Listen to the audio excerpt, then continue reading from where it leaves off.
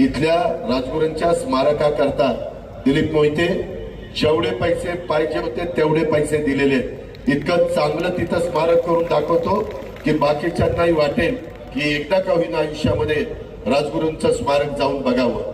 अशा पद्धतीनं आपण करतोय। छत्रपती संभाजी महाराजांचंही स्मारक करतोय। काल कोणतरी येऊन इथं बरं अजित पवार इतके दिवस स्मारक का नाही केलं?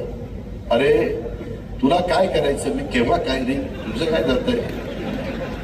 आणि मला तुम्ही विचारता मग याच्या आधी पण अनेक लोक नेते झाले, 4-4 वेळेला काही जण मुख्यमंत्री झाले, मग त्यांच्याही काळात स्मारक नाही झालं, मग तुम्ही त्यांना दोष देणार आहे का? अरे खासदारा, तो आता ज्याला नेता मानलं त्यांना दोष देणार आहे का? अजित पवारचं नाव घेतो, काय वाटायला पाहिजे तो? या पद्धतीने मी खपून घेणार नाही। आहे तोपर्यंत सरळ आहे, जर कोणी वाकड्यात शिरला तर त्याचा पुरा बंदोबस्त केल्याशिवाय गप्पा बसणार नाही, हे मला चालणार नाही। आम्ही प्रत्येकाचा आदर करतो। आम्ही तुम्ही चांगलं निघाल म्हणूनच खासदारकी दिली, म्हणूनच निवडून आणलं, परंतु तुम्ही आमच्याकडे पाठ फिरवली, आमच्या तालुक्याकडे डुंकून बघितलं नाही, आमच्या मुलांना मुलींना रोजगार देण्याच्या करता कुठल्या उद्योगपतीशी बोलला नाही। आम्ही पण आज 30-35 वर्ष काम करतोय। आम्हाला पण जिल्ह्यातले प्रश्न बारकाईने समजले। दिलीप मोहिते पाटलांना विचारा, अनेक माझ्या खेड तालुक्यातले प्रश्न सोडवण्याच्या करता काही हजार कोटी रुपये मी राज्य सरकारच्या विविध खात्याच्याकडनं एकनाथराव देवेंद्रच्या मदतीने त्या ठिकाणी दिलेले, जुन्नरला दिले, आंबेगावला दिले, खेडला दिले, सगळ्या भागामध्ये देण्याचा प्रयत्न केला। का तर जिथं युगपुरुष छत्रपती शिवाजी महाराजांचा जन्म ज्या शिवनेरीवर झाला त्या महाराजांच्या पदस्पर्शाने पावन झालेला हा आपला पुणे जिल्हा आहे आणि त्याच्यामुळं तिथं प्रश्न सुटले पाहिजेत अशा पद्धतीची कामं मित्रांनो आम्ही करतोय। अनेक प्रकारची कामं अजूनही आपल्याला करायची आहेत। याबद्दल आंतरराष्ट्रीय दर्जाचा विमानतळ देखील आपल्याला करायचं झालं, राहिलं खेडला करायचा, पुरंदरला करायचा का कुठं करायचा, कुठं जवळ आहे, त्यामध्ये विलंब झाला, मी मान्य करतो। जिथं माझ्याकडनं किंवा आमच्या सहकाऱ्यांच्याकडनं विलंब झाला ते आमच्याकडनं चुकलं, परंतु पुन्हा करण्याची आमचीच धमाकडी ताकद आहे। दुसरं ते येड्या गबाळाचं काम नाही, ते कुणी करू शकत नाही, अभिनेता तर करूच शकत नाही, त्याच्यामध्ये नट तर करूच शकत नाही, नाटककार करूच शकत नाही, डायलॉग फेकेल, त्यामध्ये वेगवेगळ्या पद्धतीची भूमिका वटवेल, मग संभाजी महाराजांची वटवतील, माझ्या छत्रपती शिवाजी महाराजांची वटवतील, अहो वेळ पडली तर पैशाकरता नथुराम गोडसेची पण वटवतील। काय वाटायला पाहिजे, ज्या नथुराम गोडसेंनी महात्मा गांधीचा खून केला त्यांची भूमिका नथुराम गोडसेची तुम्ही करता, एवढं तुम्ही पैशाला आपापलेला। अरे पैसा काही सगळा कुणी वर घेऊन जाता का?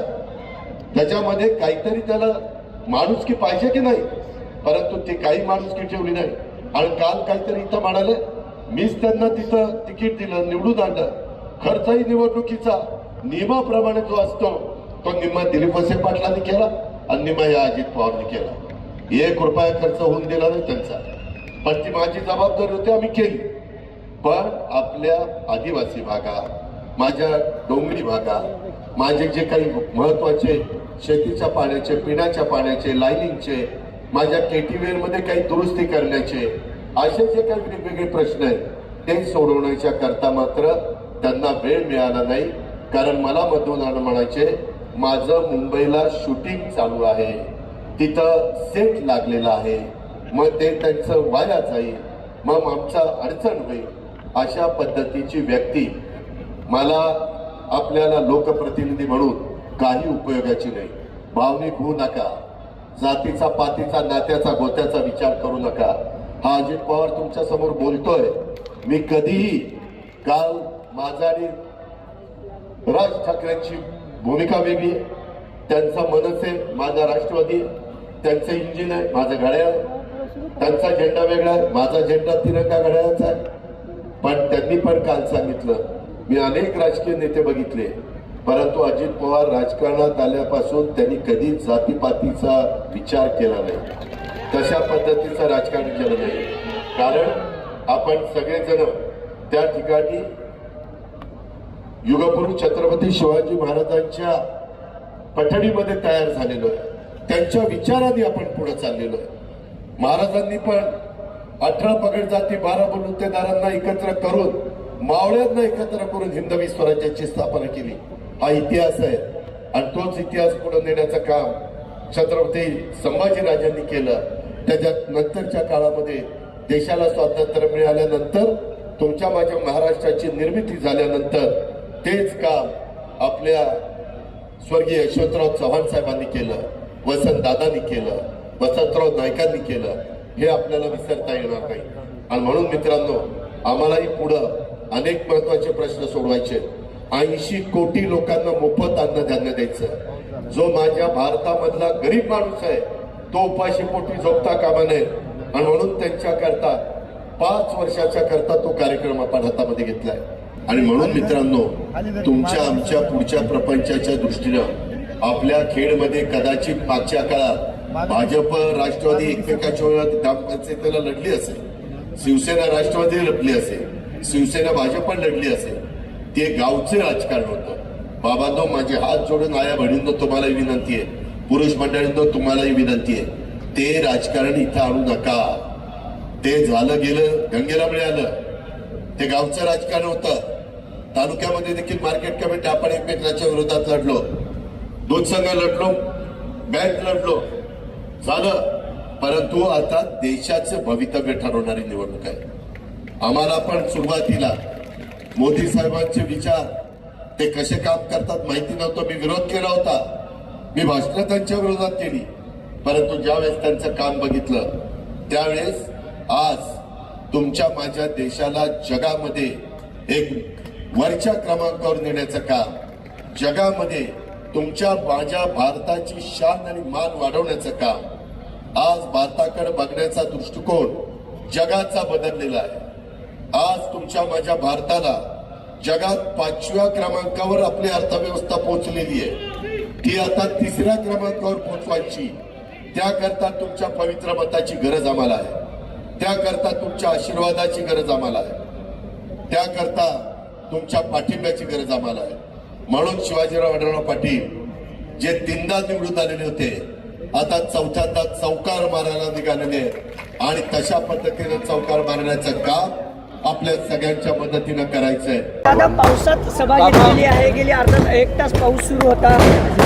पावसात सभा चांगली झाली, लोकांनी प्रतिसाद दिला, आपण पाहिला. थोड्या वेळाकरता लोक थोडीशी बाजूला गेली, परंतु लोक ऐकायला आले होते. त्याच्यामुळं ही जर लोक, त्याला बंद करायला सांगा, त्याला बंद करायचं, ही लोक पैसे देऊन आली असती तर याच्यातलं एकही राहिलं नसतं. ही उत्स्फूर्तपणे महायुतीच्या उमेदवाराला पाठिंबा देण्याच्या करता आणि आम्हा लोकांचे विचार ऐकण्याच्या करता आलेले होते. त्यांना बदल करायचा आहे आणि त्याकरता ते शेवटपर्यंत थांबले. आणि आता जवळपास 6 वाजत आली तेव्हा आम्ही सभा संपवली. दादा, पवार कुटुंबाला पावसाचा अनेकदा आशीर्वाद मिळाला. साताऱ्याच्या सभेत साहेब भिजले होते, इथे दादा भिजलेत. हे पवार कुटुंब वगैरे नाही, आम्ही राजकीय क्षेत्रामध्ये काम करणारे माणसं आहोत. आम्ही शेतकरी कुटुंबातले आहोत. त्याच्यामुळं अनेकदा शेतकऱ्यांना पावसात भिजावं लागतं, उन्हात राहावं लागतं, थंडीत कुडकुडावं लागतं. हे आम्ही सगळा अनुभव घेतलेला असल्यामुळे आम्हाला त्याच्यात विशेष वाटत नाही. दादा, काय वाटतं किती लीड मिळू शकते? काय आता मतदान किती टक्के होते ते तर बघू दे, लगेच लीड कुठे काढायला लागली. टक्केवारी काय होती त्याच्यावर आता टक्केवारी मागे आपल्या 3ऱ्या टप्प्यामध्ये कमी झाली. ऐक जरा, 3ऱ्या टप्प्यात कमी मतदान झालं होतं. त्याच्यामुळे मग साहजिकच लीडवर परिणाम होतो. त्यावेळेस आम्ही सगळ्यांना सांगितलेलं आहे, जास्तीत जास्त टक्केवारी वाढवा मतांची आणि सगळ्यांनी आपापल्या गावांवर लक्ष केंद्रित करा. महायुतीच्या सगळ्या घटक पक्षांनी तसं सगळ्यांनी व्यवस्थितपणे केलं तर टक्केवारी वाढेल. टक्केवारी वाढली तर लीड वाढायला मदत होईल. तुमच्यावरती आरोप केला गेला की तुम्ही प्रत्येक मतदारसंघात जाऊन धमकी देता वगैरे असं. कुणाला धमकी दिली आणि विरोधकांनी म्हटलेलं आहे. कोण मला सांग ना कुणाला. शिरूरमध्ये गेल्यानंतर तुम्ही बघून घेईल वगैरे भाषण. नाही, एक मिनिट. मी कुणालाही धमकी देत नाही. मी निलेश लंकेला माझ्या पक्षात मी घेतलेला होता. कोल्हे साहेबांना माझ्या पक्षात मी घेतलेला होता. त्यांना उमेदवारी मी दिली होती. त्यांना खाजगीत विचारा, कुणी चर्चा केली, प्रेस पुढं कुणी तुम्हाला नेलं, काय झालं, सगळं त्यावेळेस मी केलेलं होतं. तीच गोष्ट लंकेच्या बाबतीमध्ये. लंकेला सांगितलेलं होतं तू ये, मी तुला तिकीट देतो, निवडून आणतो, आपण सगळे मिळून चांगलं काम करू. आणि त्यांनी ऐन वेळेस आमचा जो विश्वास होता आमच्याबरोबर राहिले आणि नंतर माझ्याशी बेईमानी केली. मी बोलणार ना, मी तुम्हाला नाही बोलणार, मी यांना नाही बोलणार, परंतु ज्यांना मी मदत केलेली आहे आणि त्यांनी नंतर माझी साथ सोडली त्यांना मी बोलणार. त्याच्यामध्ये अशोक पवारांना तिकीट मागच्या वेळेस दिलं जात नव्हतं. आमचे प्रमुख म्हणाले होते त्यांना मी तिकीट देणार नाही. मी भांडून अशोकला तिकीट आणलं आणि तिकीट देऊन देखील त्याला निवडून आणण्याच्या करता जीवाचं रान केलं. त्याच्यावर मी त्याच्याबद्दल बोलणार ना, कारण तिथं काय ते आरोप करतात की घोडगंगा कारखाना अजित पवारांनी बंद पाडला. पत्रकार मित्रांनो, जर अजित पवार कारखाना बंद पाडणारा असेल तर त्याचा व्यंकटेश कृपा खाजगी कारखाना कसं काय चालू आहे, त्याला PDCC बँकेनेच मदत केलेली आहे. असं नाही, आम्ही पण शेतकरी आहोत. शेतकऱ्यांनी काढलेल्या संस्था चालल्या पाहिजेत, नीटनेटक्या राहिल्या पाहिजेत आणि त्याच्यातनं शेतकऱ्यांचं भलं झालं पाहिजे ह्या विचाराचा. जुने सहकारी तुमच्या बरोबर होते आणि आज सभांमधून तुमच्यावरती आरोप वेगवेगळ्या माध्यमातून कोण केलं, काय केला, काल तुमच्यावरती बरेच काय केलं? ज्या उमेदवारांना पाठीमागच्या वेळेस आव्हान दिलं ते उमेदवार तुमच्यासोबत आहेत. बरोबर आहे ना. मागच्या वेळेस मी भाषणात काय म्हणलं, मागच्या वेळेस मी डॉक्टर अमोल कोल्हेंना उमेदवारी दिली, ती माझी चूक झाली. ते अजिबात जे फिरायला म्हणजे मतदारसंघामध्ये संपर्क ठेवायला पाहिजे. सगळे आमदार अतुल बेनके, दिलीप मोहिते पाटील, दिलीप वळसे पाटील, अशोक पवार हे सगळे सांगायचे की दादा ते येतच नाही, ते भेटतच नाही. चेतन तुपे सांगायचे, महेश लांडगे भोसरीचा सांगायचे. आता जर तुम्ही आमदारांना, शेवटी आमदार आणि खासदार यांनी कोऑर्डिनेशन करून विकासाची कामं केली पाहिजे. राज्यातले आमदारांनी सोडवले पाहिजे, केंद्रातले खासदारांनी सोडवले पाहिजे. केजरीवाल काल असं म्हणालेत की मोदी जर पुन्हा सत्तेत आले तर जे विरोधी पक्ष आहेत उद्धव ठाकरे किंवा इतर नेते त्यांना अटक होण्याची शक्यता आहे. मला माहित नाही, मला महाराष्ट्रापुरता विचार फार नको तिकडचं. दादा प्रचाराचे आता मुद्दे सहकारी भटकतायत. बँकेवरती गुन्हा काय? दाखल झालेला दादा आहे. प्रचाराचे मुद्दे भटकतायत. कुठेतरी विकास सोडून वैयक्तिक पातळीवर टीका केली जाते. तू आत्ता माझं भाषण ऐकलं? मी विकासावर बोललो ना, मी पाण्यावर बोललो, पिण्याच्या. नाही, विरोधकांनी काय बोलावं तो त्यांचा अधिकार आहे, लोकशाही आहे, संविधान आहे. हां, रोहित पवार बोलले की दादा जर दंबाजी करत असतील तर आम्ही तसंच उत्तर देऊ. दे ना, खोटे खेळायला राजकारणात आलो. ठीक आहे ना, दे उत्तर. त्याने उत्तर दिलं तर मलाही उत्तर देता येईल. PDC बँकेच्या 7 तारखेच्या पूर्वसंध्येला जी PDC बँक सुरू होती त्याच्यावरती अधिकाऱ्यांना खरं तर अधिकाऱ्यांवरती कारवाई झाली. त्यावर सुप्रिया सुळेंनी आज बोलले गेले की त्या अधिकाऱ्यांवरच्या ऐवजी संचालकांवरती कारवाई होणं गरजेची. हो का, जे कोणी त्याच्यामध्ये दोषी असेल, तो असला तर तुझ्यावर कारवाई करू दे, संचालक असेल तर संचालकावर करू दे, चेअरमन दोषी असेल तर चेअरमन करू दे, CEO म्हणजे चीफ एक्झिक्युटिव्ह ऑफिसर दोषी असेल तर त्यांच्यावर करू दे. मी कधी असं कोणाची बाजू घेत नाही. चूक जर झालेली असेल तर कारवाई झालीच पाहिजे. नियम सगळ्याला सारखे, कायदा सगळ्याला सारखा, संविधान सगळ्याला सारखं.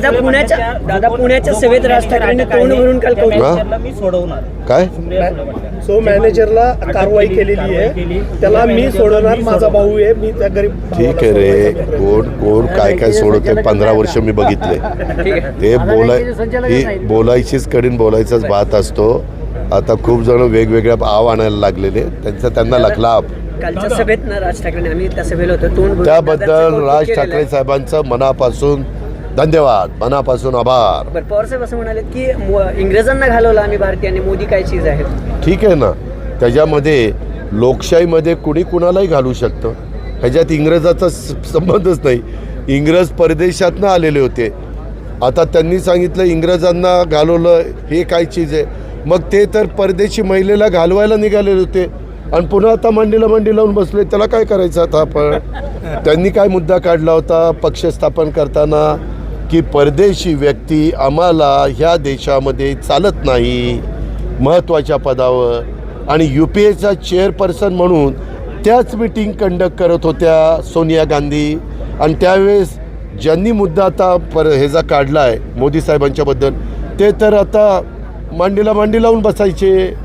हे काय सगळ्यांचं जर काढायचं म्हटलं तर खूप निघेल. धन्यवाद. थँक्यू दादा.